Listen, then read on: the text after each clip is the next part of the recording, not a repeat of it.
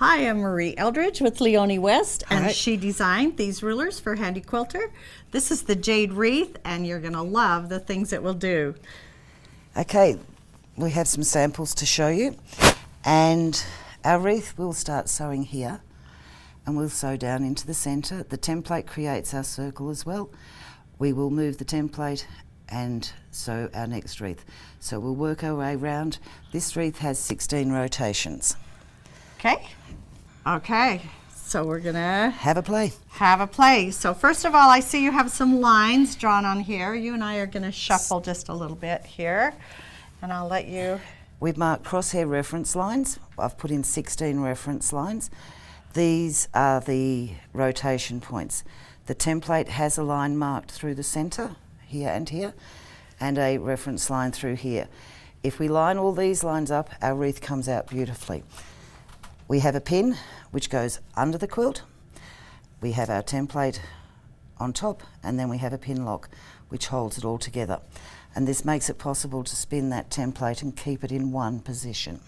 And it makes it so easy. Does make it. Makes it look, well, you make it look good. All right. Bringing our threads up, we're ready to go. So we're going to start, we'll sew around here. The template is marked with A and B over here, and then we have C down here. We need to sew the circle in here, and the template has a circle built into it. So we'll just put our circle in here, and we'll stop here. We'll now turn the template so that our reference lines are lining up again. We'll now stitch up to the top. Over to C. From C to B to A. When we get to A, we're going to backtrack. So we'll come back, keeping the template in one position, and we'll stop at B here. We now just turn the template again. It wants to naturally sit on the foot, and we line our reference line up. And we'll sew around again. This way we're backtracking from the top portion of that template, and we're getting a backtrack every second petal that we're doing. The other way we can do is what I'm going to do here. We've put our circle in, and I'm now going to sew up back to B. Okay. So our backtrack will be on this portion of the template. Just giving it a different look, right? It Two gives it a different ways look. to do it? Yes, some people like a backtrack that runs up that spine, and other people like the backtrack across the top. We'll stop at B, turn the template, make sure those reference lines are in place again, and away we go.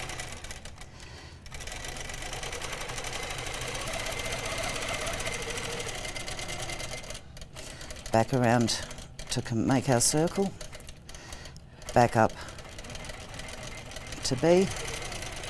And I'll just make a quick mention that we do have our ruler base on, and we're using this Surefoot, which kind of just guides right into those little channels there. And gives us our 1/4 inch from. Yeah, yeah.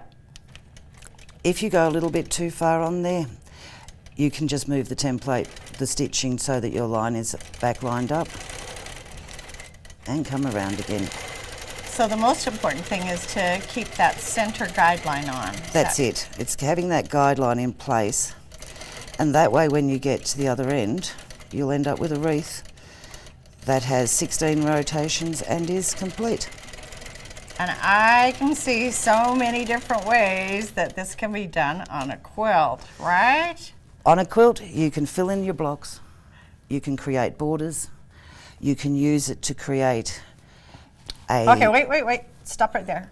You said border. I want to see you do a border. So we have another ruler here, or Okay. another template, the same one. So if I was using that and wanted to just use, remember templates are not just the shape we give you. You can do more with them.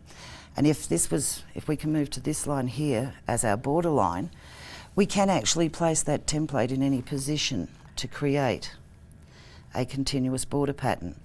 Or we can just use that top portion and create a border pattern. Okay, show us how to do So that. how I one. do that- That's what I want to see.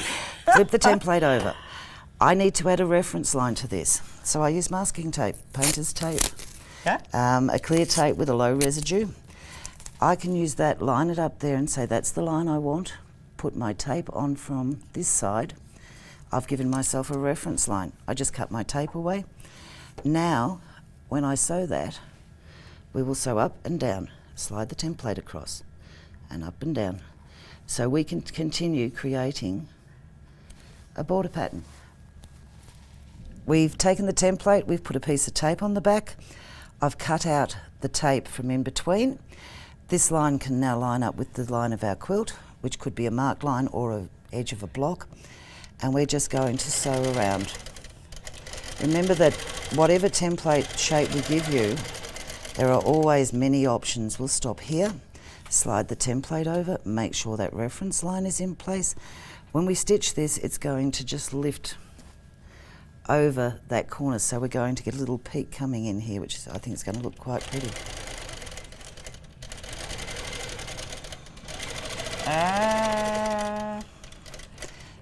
Back down to the line, keeping that tape in place.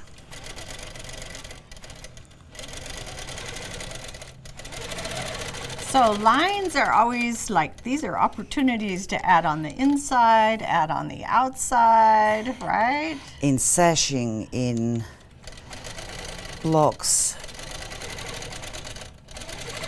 around borders.